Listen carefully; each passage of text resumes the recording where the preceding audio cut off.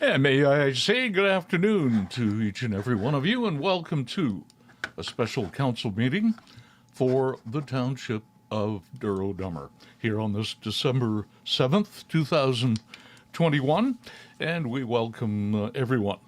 We're going to call the roll to see who is in attendance as far as council is concerned. First of all, Deputy Mayor Moher. Thank you. Councillor Watt. Councillor Landsman. Present. And Councillor Watson.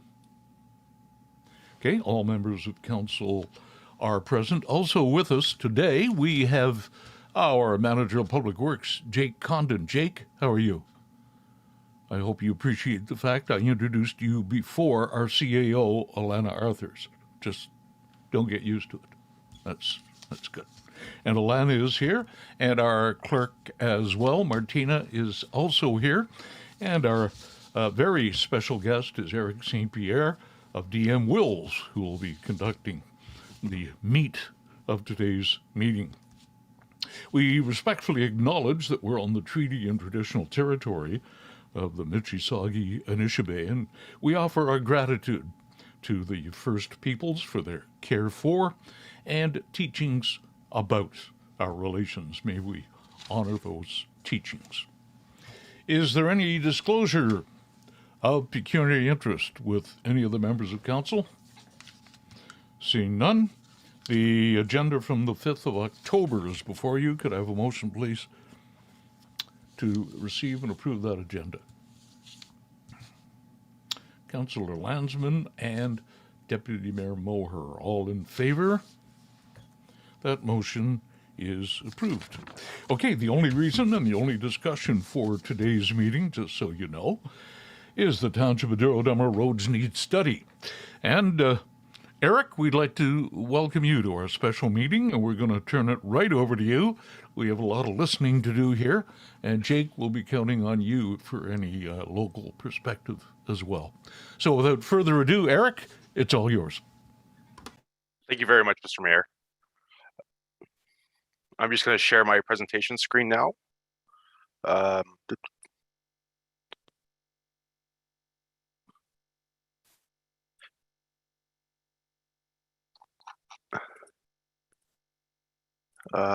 And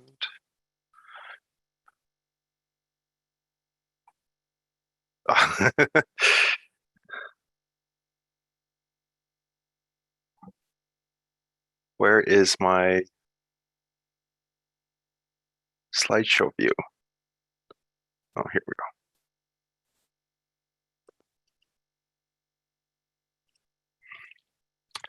So I'm here to talk about the 2021 Road Needs Study update for the Township of Douro-Dummer. DM Wills actually completed the Road Needs Study completed prior to this one a couple years ago, so we're fairly familiar with the area. On the agenda for this presentation, we're going to I'll take you through an overview of the Road Needs Study methodology and activities.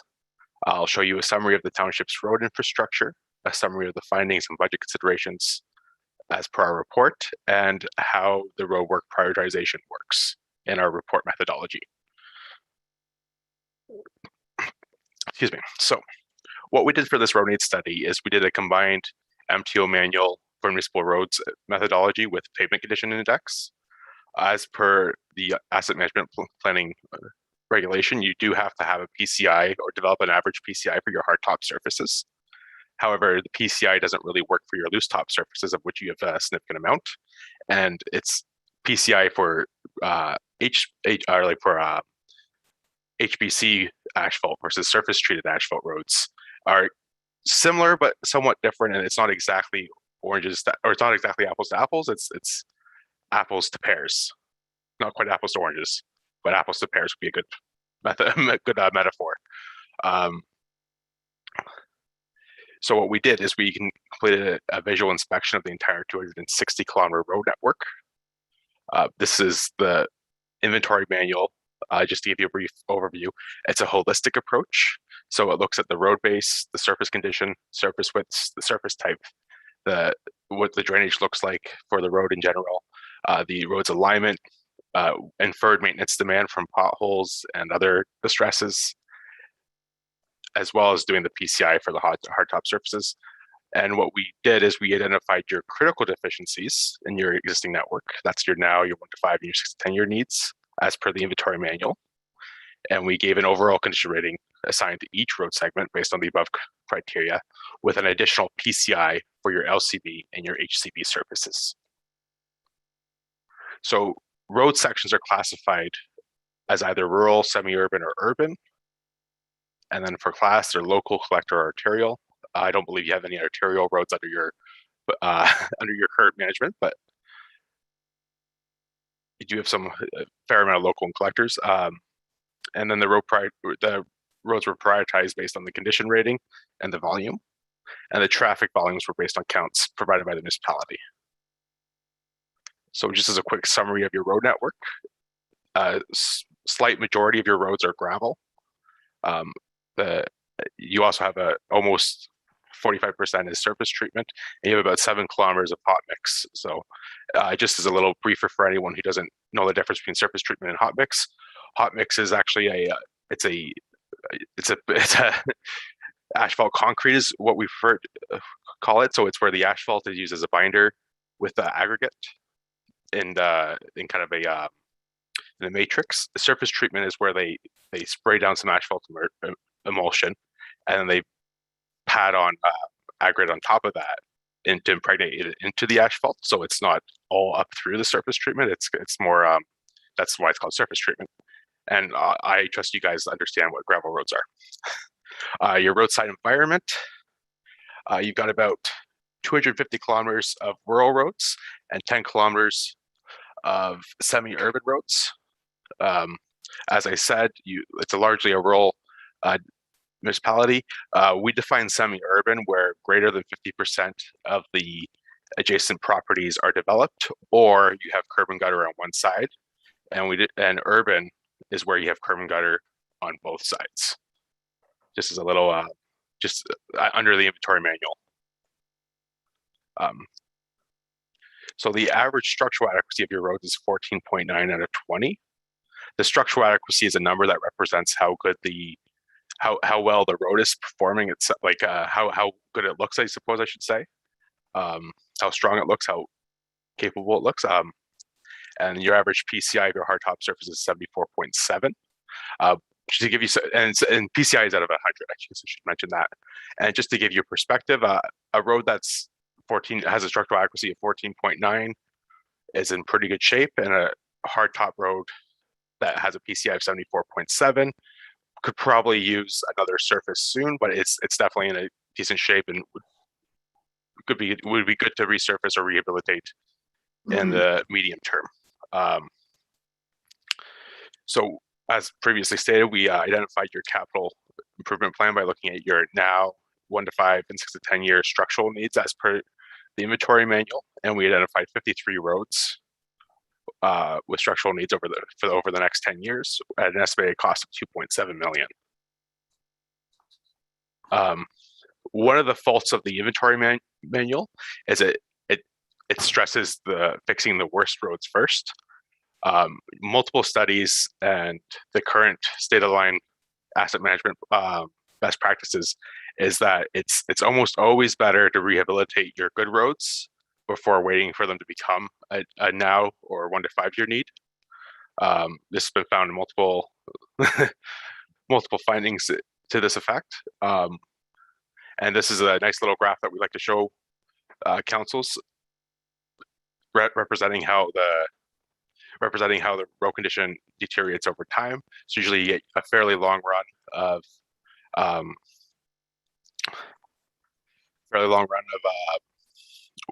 stable, consistently good surface, it starts to curve downwards, starts to deteriorate, and then you hit this kind of slope drop off where if you kind of miss that rehabilitation window, you're looking at major rehabilitation or reconstruction in some cases, which is much, much more expensive than a good pavement management strategy. This is your structural adequacy distribution for your HCB and LCB roads. As you can see, you have most of your roads are in this really kind of this really good area where they're either they might be a 6 to 10 year need, but maybe you'd be able to rehabilitate them before looking at reconstruction. So you want to focus on that kind of keeping your good roads good. And you do have a small minority of roads here, kind of your backlog, I guess you could say, that are now needs or 1 to 5 year needs. And that's kind of what your I guess this is a state of the union for your road network at this point in time. So the preservation management program that we've recommended to Township of Douro-Dummer is we use a 20-year life cycle for hot mix, a 7-year cycle for surface treatment, and a 5-year cycle for regraveling.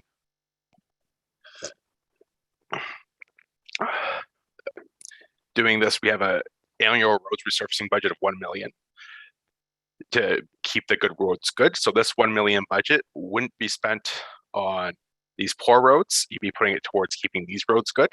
And as you reconstruct these roads, you'd be adding them to this this basket of roads.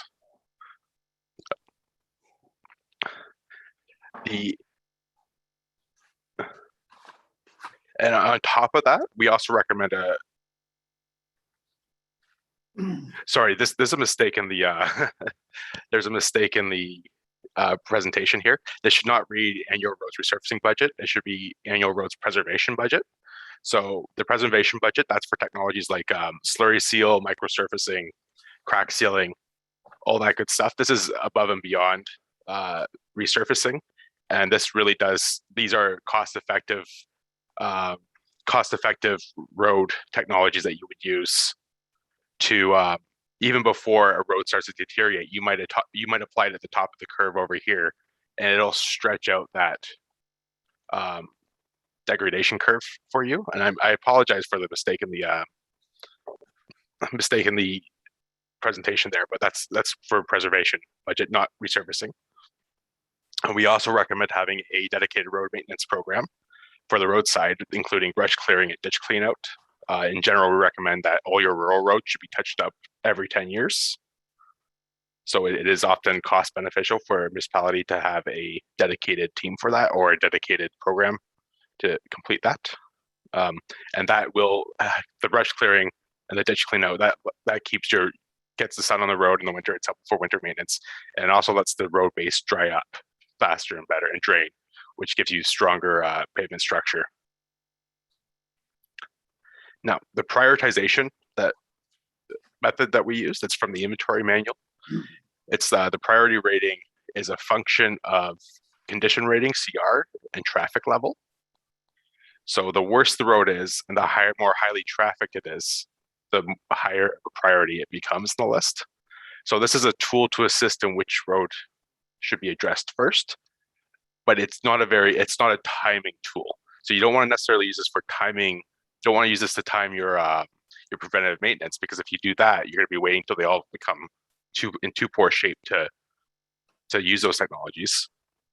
But this does, if you're looking at two different roads and that are similar state in their similar life, or similar stage in their life cycle, this will help you decide which road you should treat first. If you use a worst first approach in general, it does lead to an overall decline in your system adequacy, unless you have unlimited budgets, which I don't believe is probably not true for Douro-Dummer. It'd be nice if it was, but so in summary, we conducted the road needs study based on the MTO inventory manual for each road. Using that holistic approach, we've provided a recommended resurfacing budget target of $1 million per year, and a preservation budget target of $346,000 per year. We've also identified 53 kilometers of structural needs over the next 10 years, which would cost an estimated 2.7 million to bring back to good repair. And we do recommend that the road maintenance program or the Township of Douro-Dummer continues to use their road maintenance program, including sealing, brushing, and ditch clean out to preserve the condition of their roads. I guess that's the core of my presentation. Okay, thank you, Eric. So it's time, I think, for questions. I know we're here to listen. And I'm going to open it up to any members of council who would like to ask questions about your presentation. Then I might go to Jake and get his perspective on it. So, who would like to ask any question?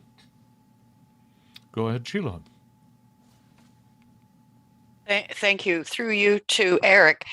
Thanks for your presentation. It's very detailed, and just a couple of questions that came up. If you're talking about keeping on ditching and things like that, do you have any comment to make about the shoulders of the roads? Are we ditching too close to the traveled portion? Thank you for your question. I didn't get that feeling. Generally, the shoulders, like through sanding and throughout the winters, the shoulders will kind of build up artificially.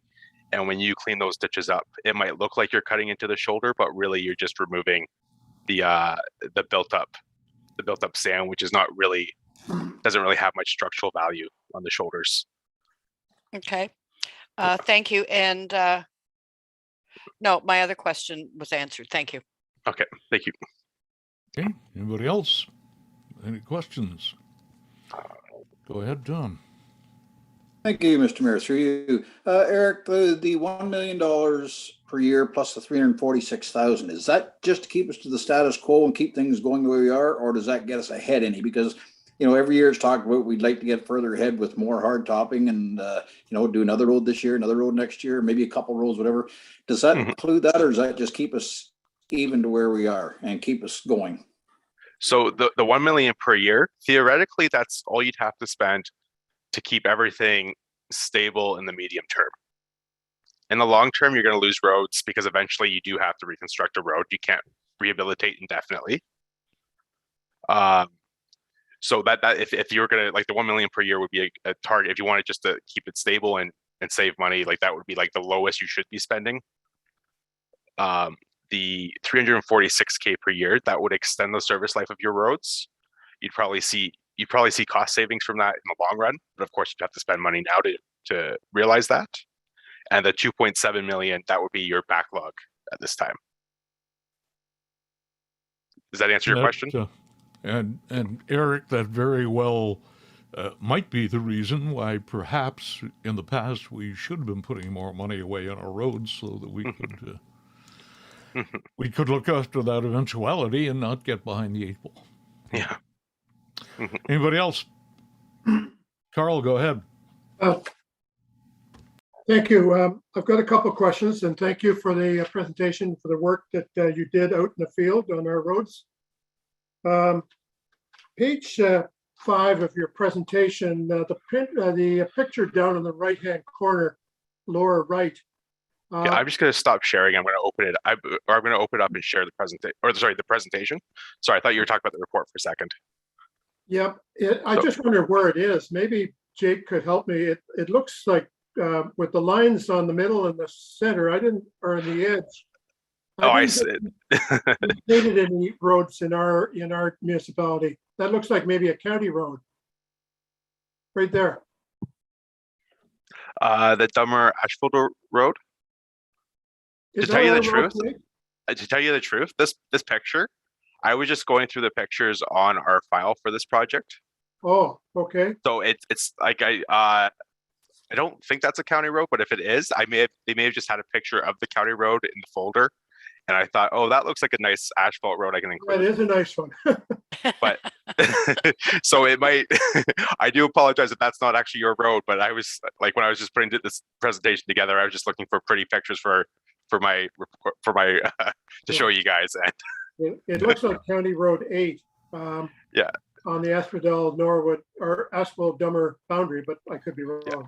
But yeah, I would definitely take a second look at that to make sure, like, it might just be the picture, but make sure we didn't accidentally include Okay. that county road. The other question I have is on the side on the sidewalks. It appears that some of our sidewalks are too narrow or whatever. Is that before we did the work this year, or what's? Can you give us more details there? I'll let Jake Condon answer. I don't know what the timing of the work you're referring to or what that work refers to. Yeah, through you, Mr. Mayor. Those sidewalks are mostly within the village of Warsaw, which vary from 26 inches to 30 inches to they're very outdated, and those are the ones that are too narrow. And the other comment, Dummer Asphodel Road, that's east of County Road 40, heading towards Drains Pit. Okay. Okay, now on those sidewalks, there looks to be a couple in the village of Douro as well. That may be a little bit narrow. And the third item I wanted to ask about was the table number 9. It looks like some of those items on there as current priorities, I think we're part of the 2021 program. Is that possible, Eric or Jake, or? Sorry, so table 9 of the report. You're talking about the report this time. I'm going to open up the report and make sure I don't have to speak. Like I see Cooper Road on there, and I think we completed that this year, did we not? Through you, Mr. Mayor, no, we did not. Cooper Road was one of the roads that was removed from 2021's budget. Okay. So this is accurate then going forward. Yeah. Okay. That was Okay. all I had. Thank you. Go ahead, Heather. Thank you, Your Worship. Through you, just a question with respect to the maintenance costing. I did have an opportunity to review the formulas, and the report itself, it's my understanding, spans a number of years. And of course, we know that costs go up year over year. So that $1 million of preservation maintenance, as well as the $300,000 of work, is there a recommendation as to how we should be increasing that year over year, as we're, increasing the quality of our roads, the caliber of our roads, but the costs are increasing too. So I'm just wondering, great, for year one, we'll set aside, $1.3 million, so to speak, in theory. Where do we go in year 2 and 3 and 4? Well, through the mayor, the costing isn't 2021 dollars. So the idea is that as inflation, like, you'll be spending $1 million 2021 dollars in 2024, which might be 1.3 million. I hope not. I don't hope inflation doesn't get that bad, but there's no inflation predictions in these reports. You'd have to ask an economist to do that for you. Although I will say that sometimes you can get perverse situations where the cost of construction flatlines while other things get higher. So if you want to look at, it's complicated, I guess. Yeah. So sorry, just a point of clarification. So you said something about 2024 numbers. They are not representative. Is that? I think I may have heard you. Oh, sorry. But those are 2021 today numbers. Yes. And then we'll scale them as we see fit. Is that correct? That's correct. So in Okay, 2024, you should be spending $1 million of 2021 dollars, however much that is in 2024. I understand. Okay. That's the basis. So then, does the formula account for, as we are continuing to do better with our preservation maintenance schedule, by making that investment, do we need to be decreasing that investment then over time? The formulas aren't that sophisticated, but that could be like if you guys went full in on the preservation management kind of framework, you would see that decrease. What you would see more dramatically though is you wouldn't have that capital needs. Your capital needs would be more when you're expanding, or for the rare case in the life cycle where you actually just have to get down and reconstruct a road. But that would be like once every 50 years or once every 100 years, or like that's the idea. So you're probably, the formulas aren't, to answer your question, the formulas aren't sophisticated enough to capture that in the maintenance demands or the maintenance recommendations or the resurfacing recommendations, but you would see a real effect in your now needs, in your 1 to 5 year needs. Understand. Thank you. Okay, Sheila, go ahead. Thank you. Through you to Jake. Jake, assuming Santa Claus came and money was not an object, do we have enough staff and equipment to do the recommendations that are in the report? If through you, Mr. Mayor, if Santa were to come, he'd have to bring a lot of employees with him and equipment as well. No, we'd have to contract the majority of a lot of the work out to complete it in the year's time. Okay, thank you. Okay, thank you. Anybody else? Tom, then Carl. Right, thank you through you, Mr. Mayor. There was we've been getting a lot of feedback from the Birchview Road people, stuff like that, and part of the possible proposal from DM Wells was to include that in this road study to see about sight lines and so on and so forth. Did that happen, or is that still on the go, or did that get was it too late to have all this done?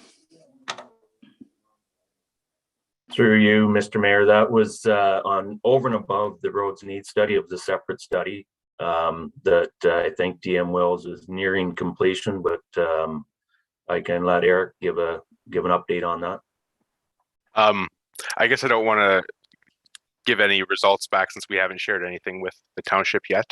But yes, we have completed the field work necessary to provide a recommendation, and we have a pretty good idea where that recommendation is going to be. And it's just a matter of finalizing the report and making sure it's up to snuff for Jake to review and to send to council. Okay. Any other questions? Jake, I thought maybe I'd go to, oh, sorry, Carl, I missed you. You go ahead. Yes, thank you. Councillor Watson makes a good point about inflation. At county, we've just completed a fairly detailed study on hardtop roads, and the consultant there made reference to the fact that the inflation could be as high as 10% on some of these per year on some of these road construction projects for various reasons. So I think with that in mind, we will have to keep an eye on that, especially for future budget.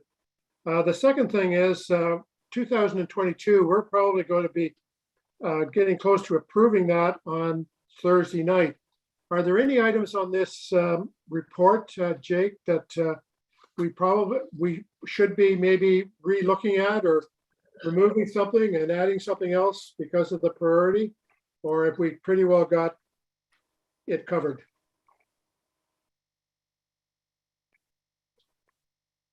And I don't need an answer now, like Thursday night would be fine, but you know, if there's something that come to mind that we should be altering, it's better to do it now than halfway through the year.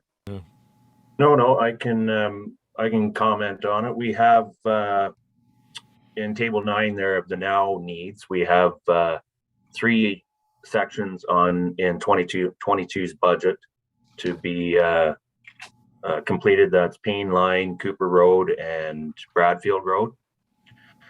The 4th line of Dummer was another one, but it is a large, large project. So my method was to try to complete a few smaller ones to come in with the budget. So no, I believe we've kind of covered it. We went off of 20 or the previous roads need study, and this all kind of lined up pretty good. As Eric has mentioned, we're continuing on with this brushing and ditching and trying to get ahead of that game too. And also with council's previous decision to stay on top of the gravel, applying 3 inches every 5 years, we have to keep forward motion in that too. So it's there's a lot of stuff, a lot going on, but we have to keep that pace if we want to stay ahead of it. Thank you. Okay, thank you, Jake. Any other questions, comments? I guess we say what next. Alana, is there anything you'd like to add to the discussion? I don't think so, Mr. Mayor. I'm happy to hear that our Birchview report might be coming soon and that council will have that in front of them.